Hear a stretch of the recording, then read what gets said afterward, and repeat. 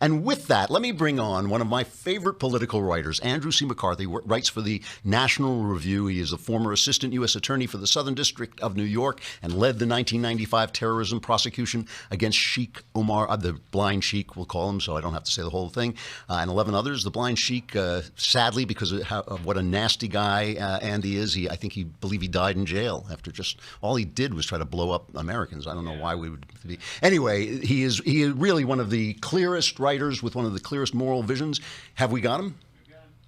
There he is. All right. I can't see you, Andy. Oh, there you are. I'll have to look up. How's it going, Val? It's good to see you. It's going great. How could I top that?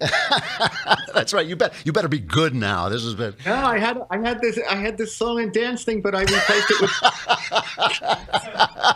You were going to sing the whole rush, the FISA court. So we're talking about the way the press plays things, and I want to start out. I got to start out with this Preet Bharara thing.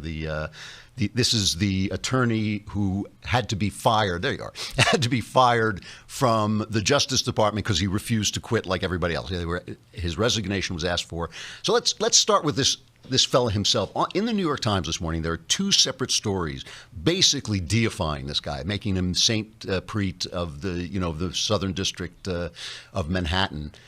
Because he stood up to the Obama administration, and they're really just trying to protect Fox News from an investigation into their sexual predatory practices. Who is this guy, first of all?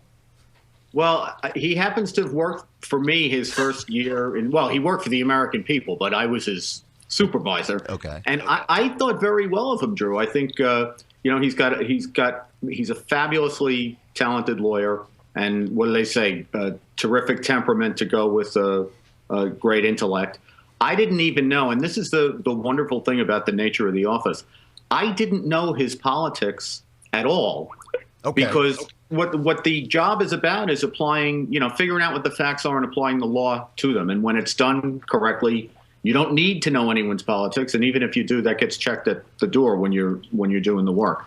And, look, in New York, I'd have been an awful lonely guy if I couldn't make friends with liberal lawyers, right? So the fact that he prosecuted Dinesh D'Souza, did that prosecution bug you at all? It did, yeah. I think that his tenure will be remembered well because, for the most part, he, especially in the political corruption area, which is where he made his mark, he tended to follow the evidence wherever it went. Okay. And, if either party ended up in the trick bag, that's the way it went. I thought the two places where he kind of besmirched himself and it is very unfortunate both for him and for the office, I think the way it'll be remembered, is the D'Souza case, which really should have been settled as an administrative fine. It was barely an infraction, right, the election laws, and it was geometrically smaller than the offense that the Obama 2008 campaign committed. They were allowed to settle their offense with a fine.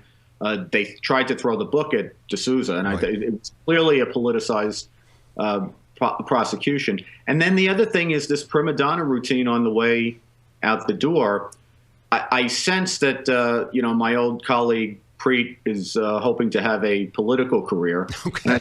The unfortunate thing is what's required in democratic politics nowadays is not a graceful resignation letter where you thank the people of New York and the Justice Department for the privilege, and it really is a high privilege, of leading that institution, which he did in a very admirable way for the most part for a long time. Instead, what you have to do is the obligatory insult to Trump, the suggestion that your removal means that some corruption case against him might be buried. I think Preet made some snark about how, now I know how the Moreland Commission felt when he went out. And the Moreland Commission is a state vehicle for trying to unearth, New York State corruption. So the obvious implication is that by removing him, they bury stuff.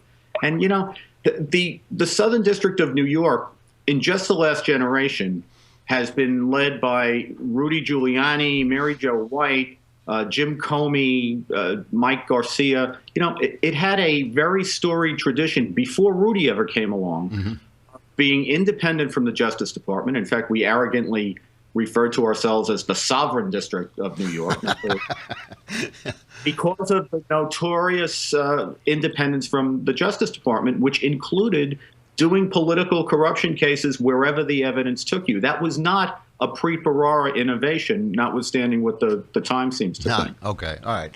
Now, you've been writing about this, both the Russian hack and this Trump's accusations of being bugged. Let's start with the Russian hack. You basically feel, I mean, it is now such a complicated story with so much smoke that I don't see any facts. I haven't seen one thing that made me think like, oh my God, Trump is working for Smersh, But you basically wrote that this thing has fallen apart. Do you feel that there's no there?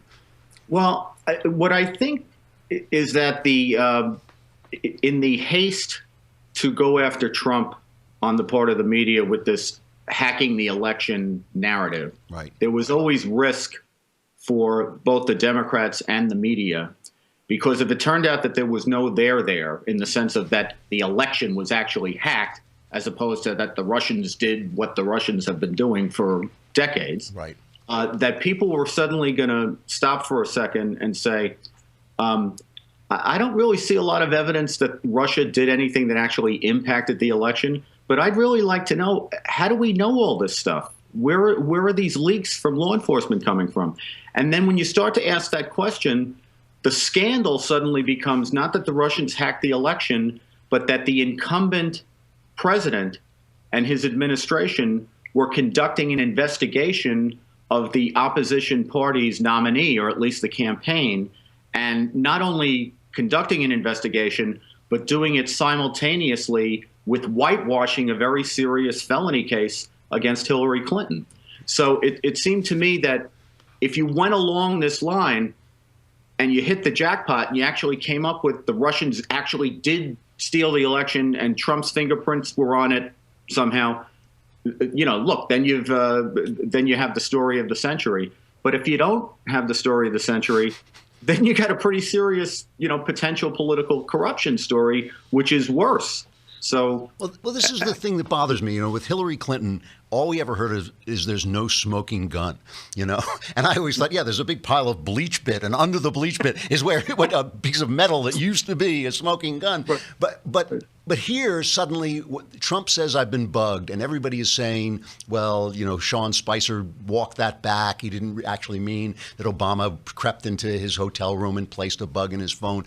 But after all, if they were listening in on conversations from his campaign, that's pretty serious business. I don't want to parse words here. I mean, do you believe that was happening?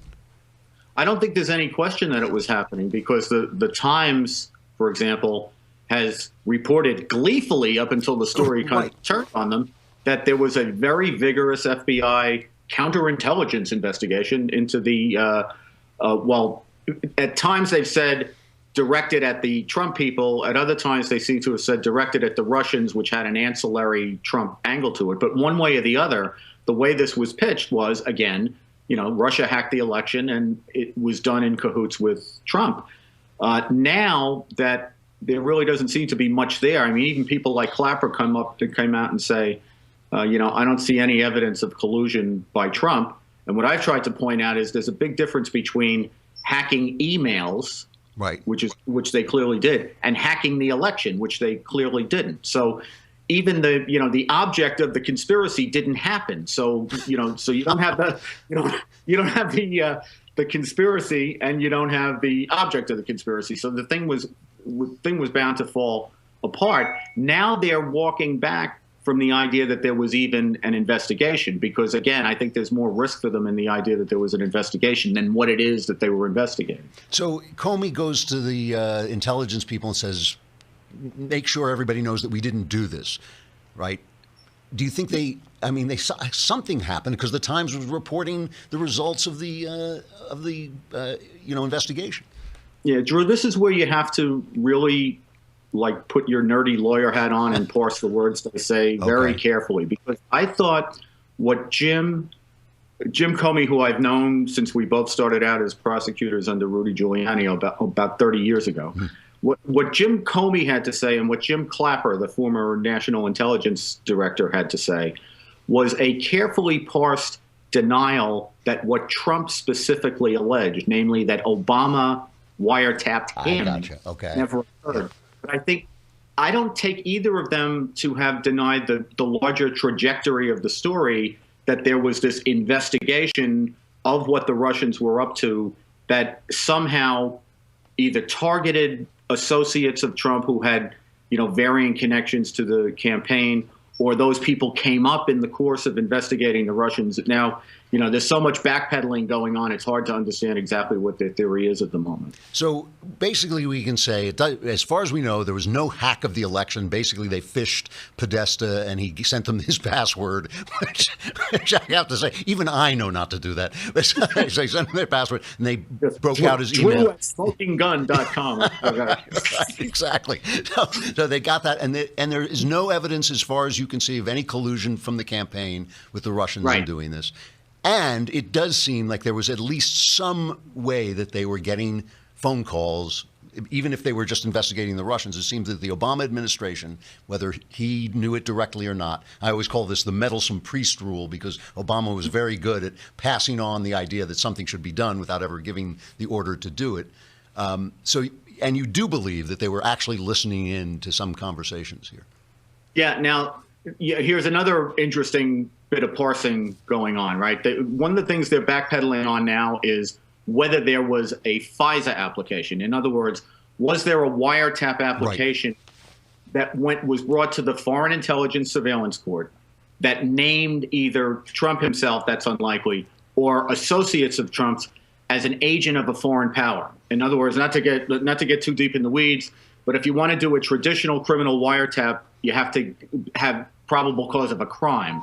If you want to do a foreign intelligence wiretap, you have to show probable cause that someone's acting as an agent of a foreign power. I see. So there's a big to-do now about whether they went to the FISA court or not.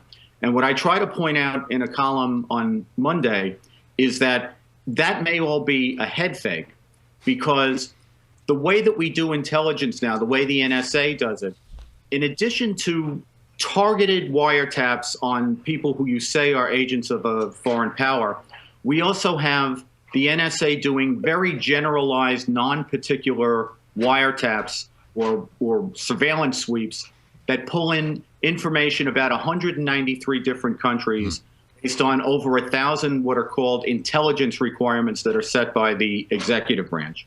And in addition to that, when they're doing foreign intelligence that's clearly at least aimed outside the United States, they have other ways of doing it besides FISA.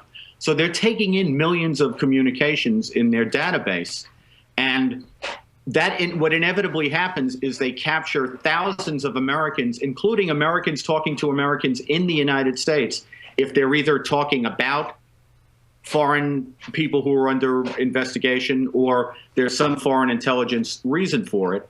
And while the NSA is supposed to mask the identity of those people, that's their so-called minimization procedures, the minimization is Swiss cheese in terms of the... Okay, so anybody gets caught in this net, basically. Yeah, if the NSA decides that, well, we have to know the identity of the American person in order to exploit and understand the full intelligence value of the conversation, they will not mask it. Okay. Or if the Attorney General decides there's enough evidence to believe that X person may be an agent of a foreign power, they're allowed to use that person's identity as a selection term and put it through their database and pull out whatever conversations they've recorded. So my point is that you're now able to do FISA without saying you're doing FISA. You can get a lot in the way of communications without having to go to the court and say, we think this person's an agent of a foreign power. Got it. Okay. I'm running out of time. I want to ask you just one other thing on another subject. I noticed that, they're having this big fight over in Amsterdam with the Turks, and the Turks are, Erdogan is yelling and screaming that he's being unfairly treated and calling the Dutch Hitler. And Steve King, Congressman King, got in trouble basically saying, we can't increase our own population using other people's babies and all this stuff. You became really educated in Islam and in Islamism while you were prosecuting the blind sheik. One of the reasons I feel that Trump got elected is that people got sick and tired of this idea that they were being bad guys by questioning whether Islam is a perfect fit with Western values, okay? But every time I've heard you speak on this, you always speak in a very measured way about this. What do you think our approach should be to this? I mean, I don't want to yell at patriotic Muslim people. I don't want to bother people how they pray. Nobody does, I don't think. But something really does bother me here about this onslaught of people with a value system that just may not fit with ours. Does that bother you? It bothers me a lot, but I think the problem that we have wrapping our brain around this, and it's been the same problem for 30 years, is that the challenge came to us as a terrorism challenge, and that was the way that we understood it. So the bright line that we imposed at the beginning between who was a moderate and who was someone to worry about was terrorism. And what we have assiduously done in all these years is put our head in the sand about the ideology that fuels the terrorism, which is really, I call it Sharia supremacism. You know, other people have different ways. Radical Islam is kind of the general catch-all. But I think Sharia is the thing to look at, Drew, because that's what both the terrorists and the non-terrorist Islamists want to impose on not only their own societies, but on Western societies. So to me, the bright line is, if you're a Muslim, but you're pro-Western, pro-constitutional, and you don't want the state run under Sharia strictures, then we not only open our arms to you, we actually have to have a lot of gratitude to those people, because they not only fight in our military. Without those patriotic Muslims, we wouldn't have been able, for example, in my case in the 90s, have infiltrated the blind sheikh cell and prevented a terrorist act that could have killed tens of thousands of people. On the other hand, if you are an Islamist and you want to supplant American democracy and civil liberties with Sharia, which is a repressive, discriminatory, and in some particulars, a cruel system, we may be very grateful that you don't want to blow up a bridge to bring that about, but you are not a moderate, and we shouldn't treat you as a moderate. And if you're an alien, I think that we have to be able to vet for that in terms of bringing people into the country. And we should understand that we're not talking about religion. We're talking about political ideology with the veneer of religion. We don't want to give Muslims who are simply spiritual Muslims in the United States a harder time. I don't want to know any more about their religion than I want to know about anyone else's religion. But we have a long history in this country of dealing with totalitarian ideologies that want to supplant our Constitution. And until we understand Sharia supremacism as that, rather than as religion, I think we're going to continue to chase our tails this way. Is this kind of clarity is why I come and read you at the National Review? Andy, thanks a lot. I will see you in a couple of days in Washington. It's great to have you. Thanks. Looking forward to it. Hi, bye-bye. Andy McCarthy, Andrew C. McCarthy at the National Review, really one of the clearest thinkers on Islam and the law, and just a lot of clarity.